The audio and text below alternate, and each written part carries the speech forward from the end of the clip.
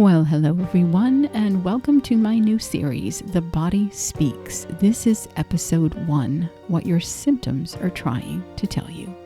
My name is Susan, and I'm a certified somatic trauma-informed coach, and the rest of my credentials are in the show notes below. I want you to know that I'm someone who spent decades in a relationship that was built on intermittent reinforcement, walking on eggshells, gaslighting, lots of love and affection, but then also some really dark times too, and this created a trauma bond. But during those years, my body did something remarkable. It tried to save me. At 26 years old, with 2 young children, a marriage that looked fine from the outside and cost everything on the inside, I woke up one morning where I had pain through my entire body. My feet were in so much pain when I tried to stand on them. And I remember thinking, I can't wear high heels anymore because my daughter's birthday was the day before and I wore high heels.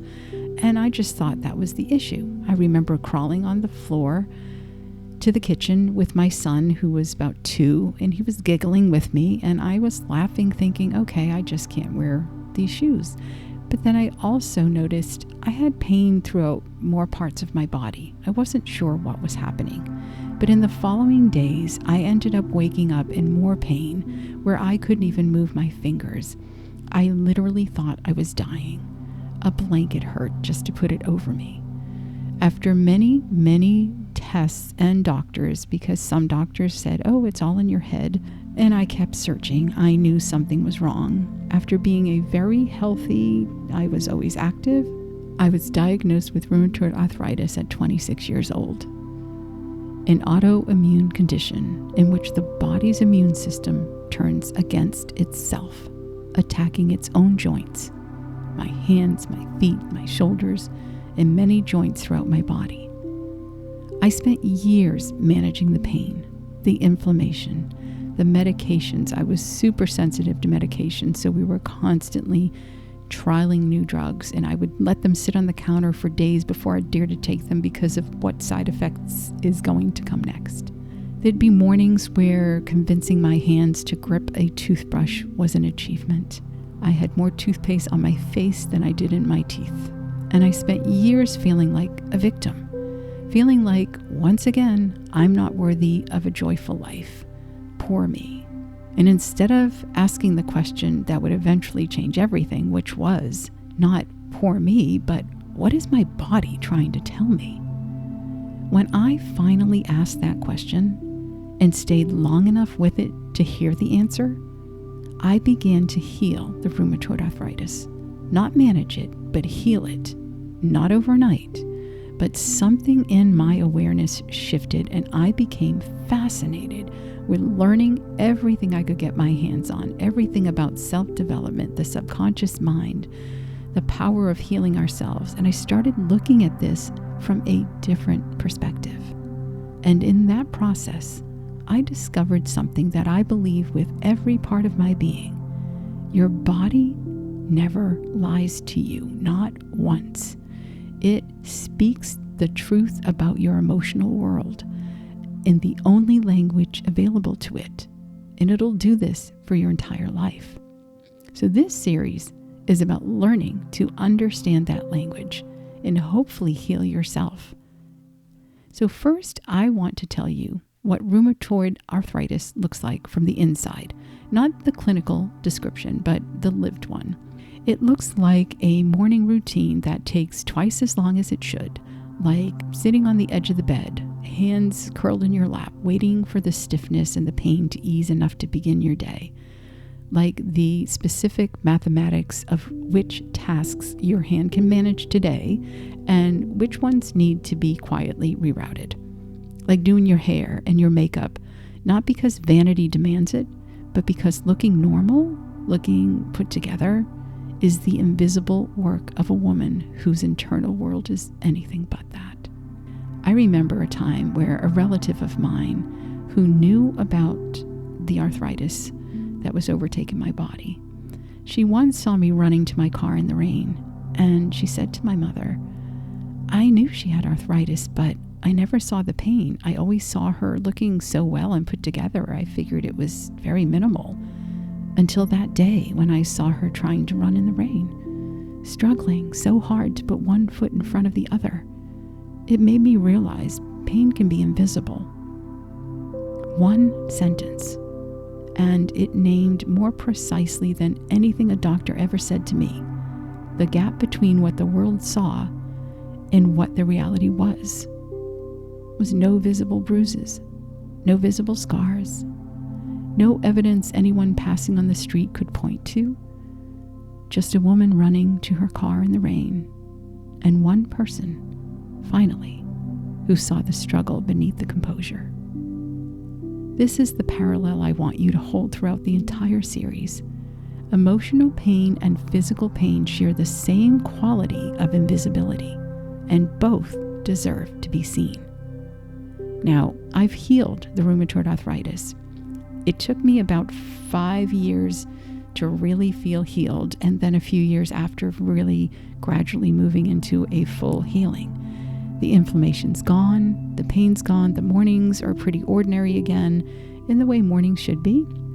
I will say, however, that if I experience a very stressful event, my body will occasionally bring small parts of inflammation into my body. And I feel like it's just bringing it into my awareness as if to say, hey, I'm sending the alert signals. Don't ignore your emotions. Validate them, nurture them, listen to them, release them. Because when your body speaks, you need to believe that it is telling you something. So even though the pain is gone, I have reminders every day because now some of my fingers are slightly crooked and some of my toes too. Permanent reminders of the years of inflammation, the joints that bore the weight of the body in chronic fight or flight for decades before anyone asked why. I used to look at those crooked fingers with something between grief and even shame, but now I look at them differently. Yes, they are my battle scars, and yet they're also my medals of honor. Proof that I was in a real war, even though nobody could see it, and proof that my body fought faithfully on my behalf the entire time in the only language it had. That is what this series is about, the language your body's been speaking, and how to finally and fully understand what it has been saying. Many of you have probably heard of the book The Body Keeps the Score, maybe even read it. In 2014, Dr. Bessel Kolk published a book that changed the landscape of trauma research. The Body Keeps the Score. This book laid out in meticulous and compassionate detail the evidence that trauma does not live only in the mind. It lives in the body, in the nervous system, in the way the muscles hold and the breath shortens, the gut responds, the immune system activates, all in response to an emotional reality that the rational mind may have been managing or minimizing for years. The title says everything. The body keeps the score. It records what happens to us, not in words, not in conscious narrative, but in sensation, in tension, in the language of physiology. And when we do not process what happens to us emotionally, when the feeling is swallowed, the anger suppressed, the grief pushed down, the truth filed quietly in the drawer, the body keeps holding it. It gets stored in the nervous system, waiting for the moment we're ready to listen. And then there's Peter Levine and the tiger. Dr. Peter Levine, the creator of Somatic experiencing. He observed something that became the foundation of his life's work. He noticed that animals in the wild, despite living under constant threat of being sought by predators, do not develop the equivalent of post-traumatic stress disorder. A gazelle that narrowly escapes a lion does not spend the following weeks in a state of hypervigilance and flashbacks. It shakes, literally, physically shakes, sometimes for several minutes, and then it just simply returns to grazing as if the event had fully discharged from its system. Humans, Levine observed, do not do this. we interrupt the completion of the threat response because we live in a social world that does not necessarily accommodate shaking and trembling or the visible expression of the biological completion of a trauma cycle.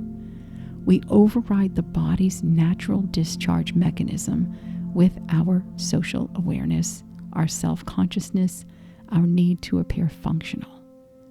And the energy of the incomplete threat response, the stress chemistry, the activation, the adrenaline and cortisol that flooded the system and was never fully discharged, well, it goes somewhere.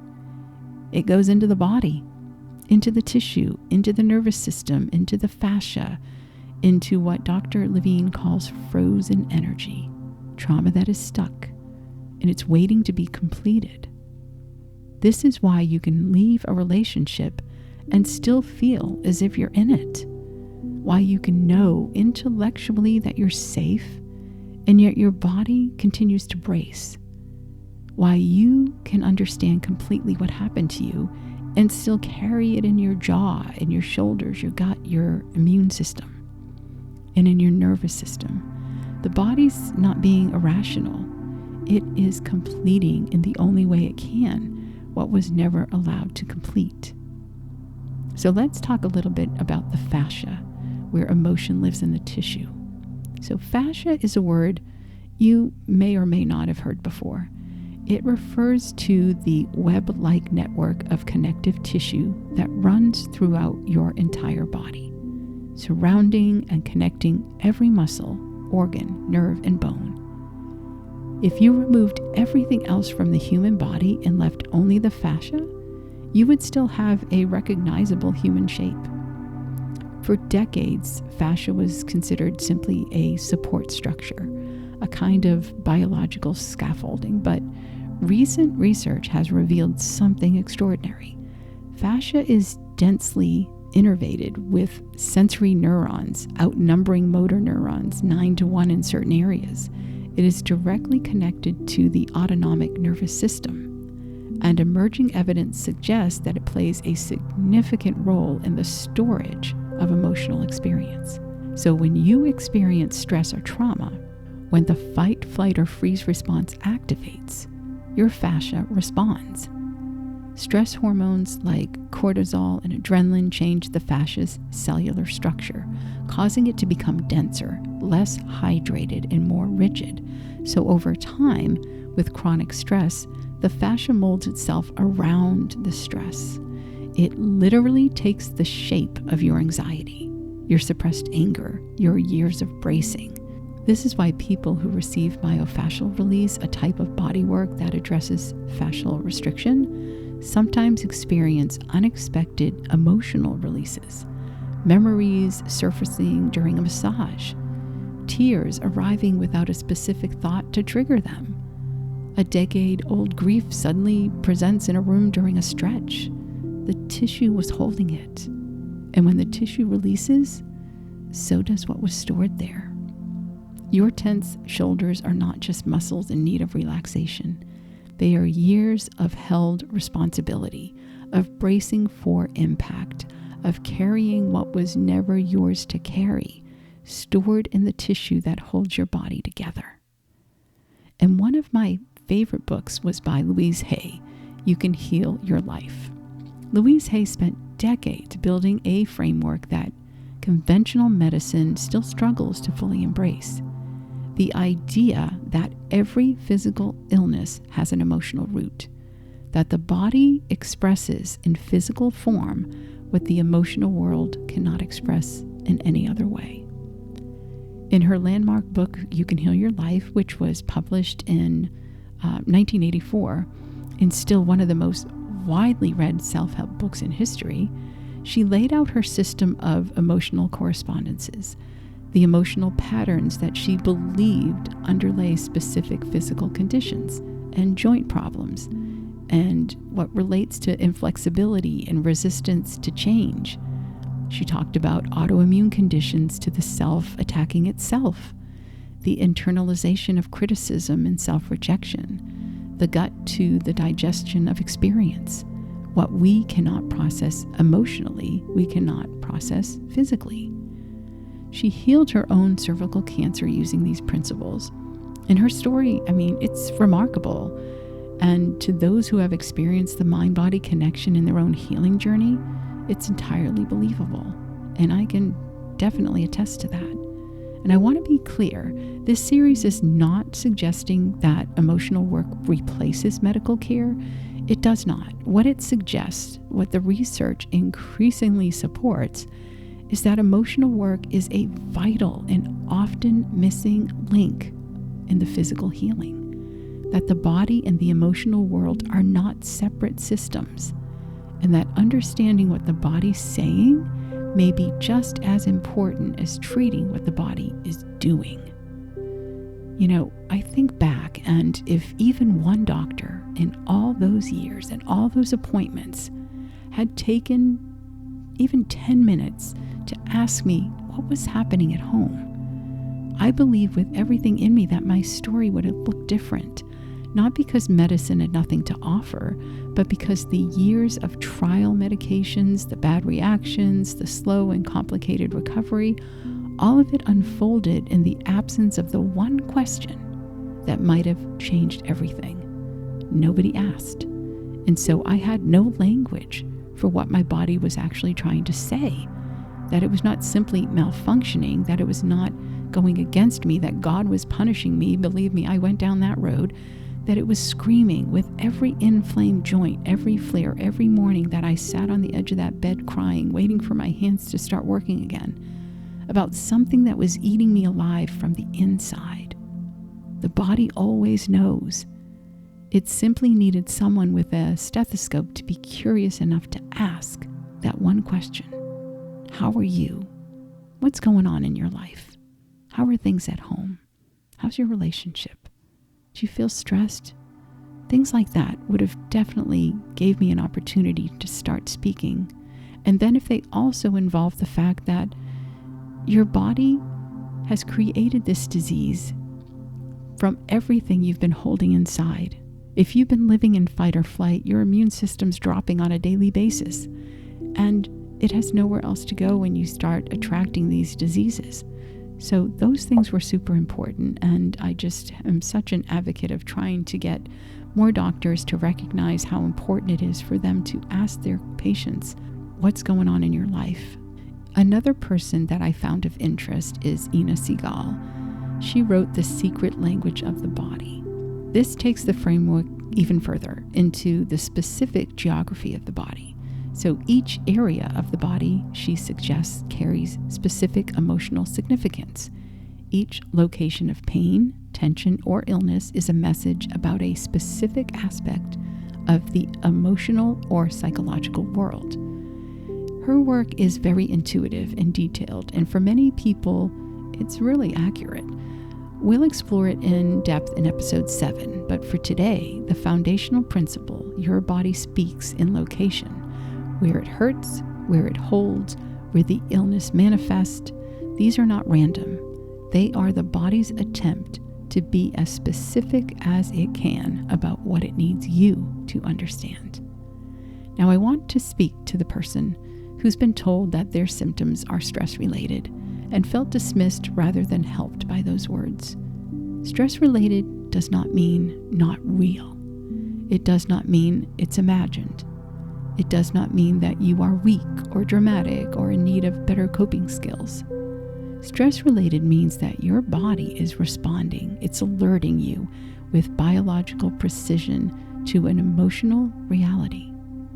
That what is happening in your nervous system, in your relationships, in the accumulated weight of years of chronic stress or trauma or emotional suppression has found its way, as it always does, into your physical world. That is not failing.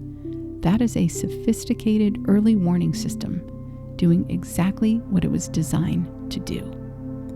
God, the universe and source, the intelligence that speaks through the body as readily as it speaks through any other channel, gave you a body that would not stay silent, that would keep speaking in louder and louder voices until you were finally ready to listen. Your symptoms are not punishment, they are love, expressed in the only language available when everything else has been ignored. You are not broken, my friend, and you are not unlucky. You are someone whose body has been faithfully, persistently, and sometimes painfully trying to get your attention. In the extraordinary news, the news that changed my life and that I believe with every cell of my body, is that the same intelligence that created the symptoms can participate in dissolving them. Let me say that again. The same intelligence that created whatever symptoms you're having in your body can also help dissolve them. If you can create it, you can take it away. And that mantra helped me immensely as I walked through the healing process. If I could allow my body to bring this into my awareness so I would pay attention to how I was reacting, how I was ignoring my needs, how I was holding in anger to keep the peace in the home, things like that, then I could learn to trust my body enough to also let it know I hear it and I want to heal it. The body that held the score can also release it. The fascia that shaped itself around decades of stress can soften. The immune system that turned inward can be given a new instruction. The body heals. It wants to heal.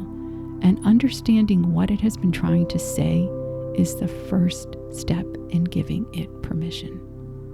I want to thank you for being here for episode 1 of The Body Speaks. I want to thank you for being here for episode 1 of The Body Speaks.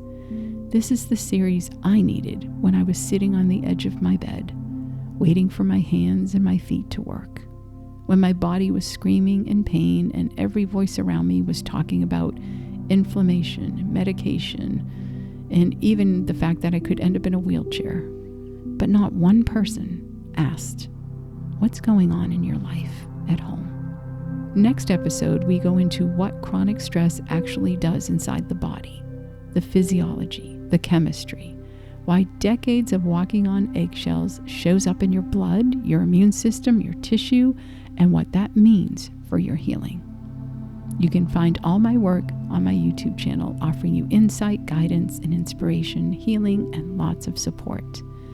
And if today reached something in you, if this work feels like something you want to do with more support, more depth, more of someone walking alongside you, well, I am here for exactly that.